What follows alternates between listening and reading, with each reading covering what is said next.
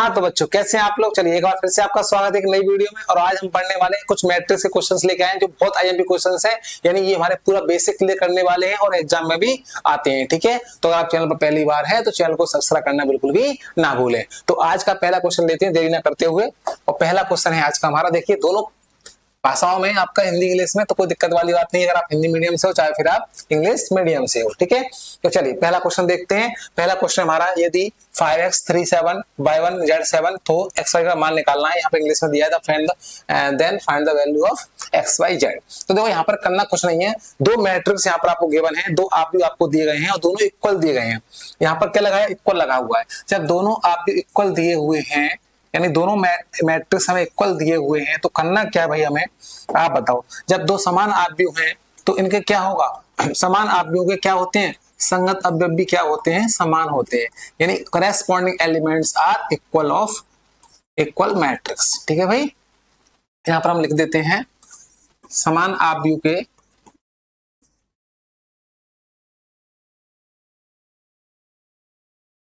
संगत अवयव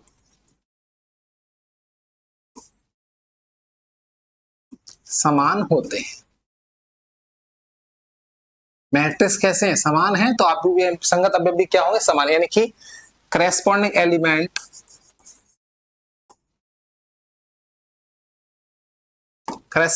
elements are equal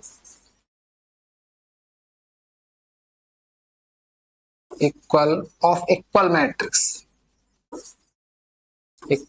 matrix. ये आपको लिखना है यहाँ पर। ठीक है, एग्जाम में लिखना है तो एग्जाम में सिस्टमेटिक करना पड़ेगा। इसलिए अब करेस्पॉन्डिंग एलिमेंट्स का मतलब क्या होता है वो देखो। मतलब कहने का ये है कि ये वाला एलिमेंट इस एलिमेंट के इक्वल होगा, ये वाला इसके इक्वल होगा, ये वाला इसके और ये वाला इसके। क्यों? क्योंकि एलिमेंट इक्वल है तभी तो मैट्रिक्स इक्वल दिया हुआ है भाई। अगर मैट्रिक्स मान लो यहाँ पर 2 4 3 5, तो यहाँ भी इक्वल मैट्रिक्स है तो ये भी क्या होगा, 2 4 3 5 होना चाहिए, तभी तो इक्वल बोलेंगे भाई। तो यहाँ पर 5 इक्वल टू क्या होगा, y, तो y इक्वल टू कितना आ गया 5, कि y की वैल्यू आ गई। 3 इक्वल टू z, तो z इक्वल टू कितना आ जाएगा 3, और x इक्वल टू 1, तो x इक्वल टू कितना आ जाएगा 1। क्योंकि उन्होंने बोला है करेस्पॉन्डिंग एलिमेंट्स इक्वल होना चाहिए यहाँ पर। क्यों? क्योंकि मैट्रिक्स दोनों इक्वल है तो करेस्पॉन्डिंग एलिमेंट क्या होंगे, इक्वल होंगे। बस यही हमें क्या करना, वैल्यू फाइंड करनी थी, हमारा आंसर हो गया x y z की वैल्यू। चलो एक क्वेश्चन और ले लेते हैं, अगर कोई डाउट है तो।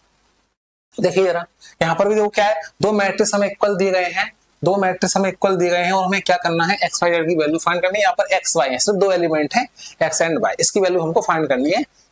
सॉरी, यहाँ पर दो वेरिएबल है एक्स और वाई, इसकी हमें वैल्यू फाइंड करनी है। तो देखो सिंपल सा फॉर वही कहानी आप लोग लिख दो कि भाई करेस्पॉन्डिंग एलिमेंट्स क्या होंगे, हमारे इक्वल होंगे। ठीक है, इसको अगर आपको जमाना है सिस्टमेटिक एग्जाम के हिसाब से तो उसके हिसाब से करवा देते हैं। चलिए सबसे पहले आप क्या लिखोगे, गिवन में आप लिख दो matrix 3y minus x 3 minus 2x 7 equal to 5 3 minus 2 और 7। यहाँ पर दो मैट्रिक्स हमको गिवन है और दोनों कैसे मैट्रिक्स हैं भाई, इक्वल मैट्रिक्स हैं। ठीक है, दोनों कैसे हैं, इक्वल मैट्रिक्स हैं। तो हमें करना क्या है भाई, आप लोग जानते ही हो कि corresponding elements are equal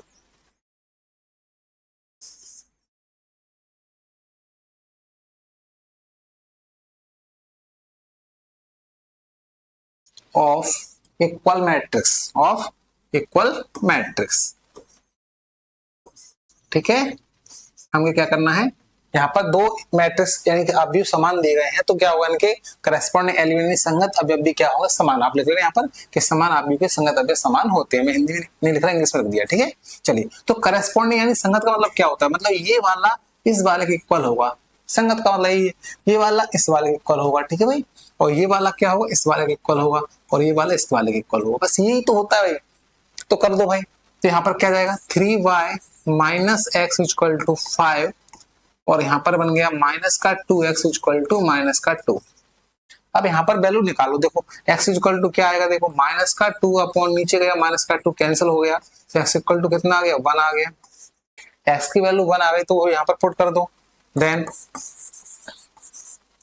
3y minus x की वैल्यू 1 इक्वल टू 5, 1 उधर जाएगा कितना हो जाएगा 6 हो जाएगा, 5 और 1 6 हो जाएगा, और 3 से काट दो कितना जाएगा 3 2 जा 6। तो ये हमारी एक्स वाई की वैल्यू आ गई 1 और 2। ठीक है, आप चाहो तो इनमें रख के चेक कर लो, दोनों मैट्रिक्स इक्वल आएंगे।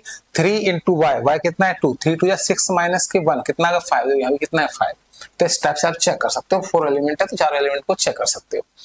ये क्वेश्चन आप लोगों को, तो ये भी क्वेश्चन आप लोग ऐसे ही सेम गिवन है आप लोगों को, गिवन मैट्रिक्स है।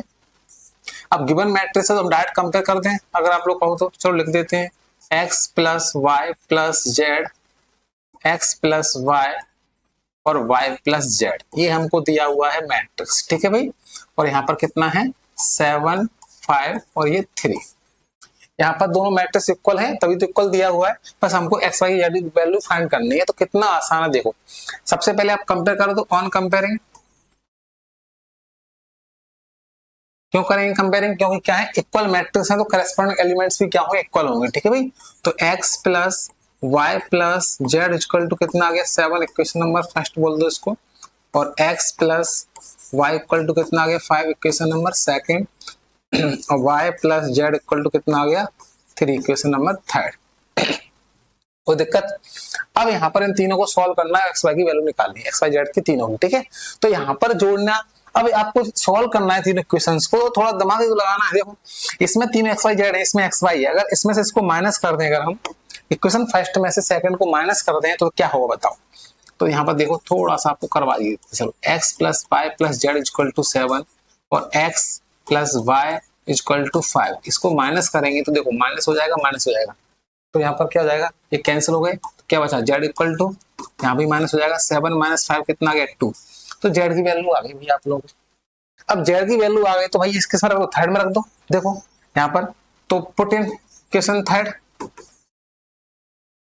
थर्ड में रखोगे y प्लस जेड, जेड कितना है 2 इक्वल टू 3, तो y इक्वल टू यहाँ से कितना आ गया 3 माइनस 2 यानी कि 1 आ गया, तो y की वैल्यू भी 1 आ गई। अब भैया बताओ x y की वैल्यू भी आ गई, z आ गई, तो x निकाल पाओगे, अरे भाई यहाँ पर रख दो y की वैल्यू कितनी 1 बन जाएगा, माइनस में तो x की वैल्यू कितनी जाएगी x प्लस 1 इक्वल टू 5, भाई हमने क्या रख दिया 1, तो x की वैल्यू कितनी आ गई 4, 5 माइनस 1 यानी कि x की वैल्यू आ गई हमारी 4।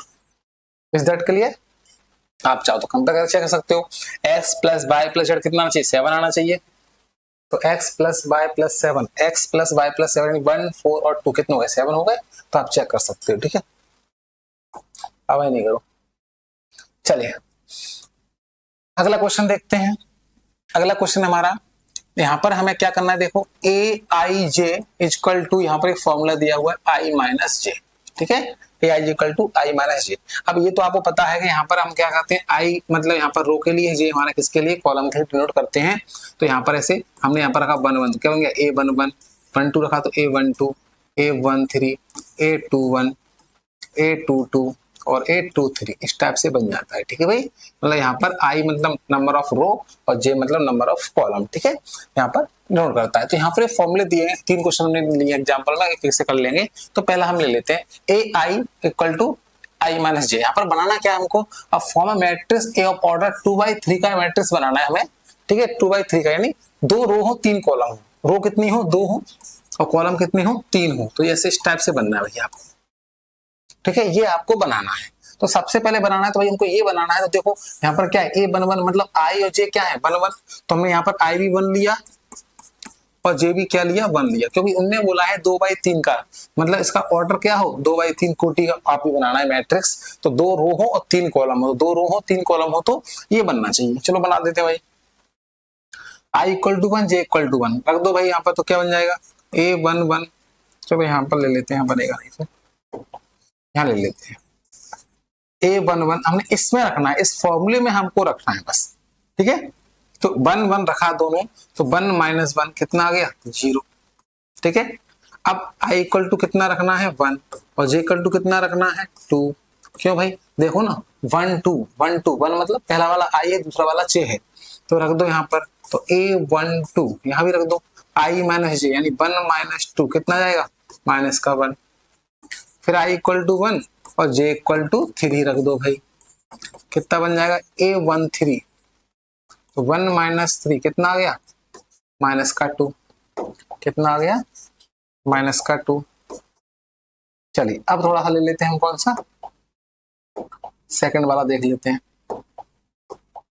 चलिए अब आई की वैल्यू क्या कर देंगे हम, 2 कर देंगे, क्योंकि आई की वैल्यू अब क्या हो गई, देखो 2 हो गई है, और जे इक्वल टू क्या है 1, तो आई इक्वल टू 2 और जे इक्वल टू 1 कर दो, तो यहाँ पर कितना आ जाएगा 8 2 1, तो यहाँ रख दो फॉर्मूले में 2 माइनस 1, 2 माइनस 1 कितना आ जाएगा 1। कुछ नहीं करना है, बस आपको आई जे की वैल्यू रखनी है, जो फॉर्मूला हमको दिया हुआ है, फॉर्मूला हमको यहाँ पर ये दिया हुआ है इसमें, ठीक है।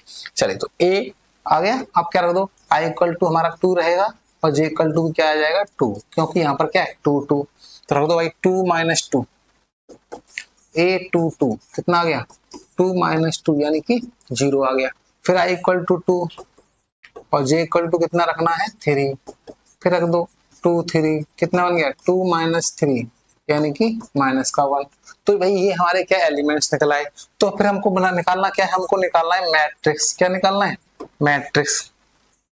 तो मैट्रिक्स निकालना हो जाएगा, चलो मैट्रिक्स निकाल दो भाई। क्या बन गया यहाँ पर A11 A12 A13 A21 22 23, रख दो elements 0 minus 1 minus 2 0 minus 1 minus के 2, और फिर कितना आया है 1 0 1 0 माइनस के 1, ये हमारा आ गया 2/3 का, यानी 2/3 ऑर्डर का मैट्रिक्स, 2/3 कोटि का आदमी।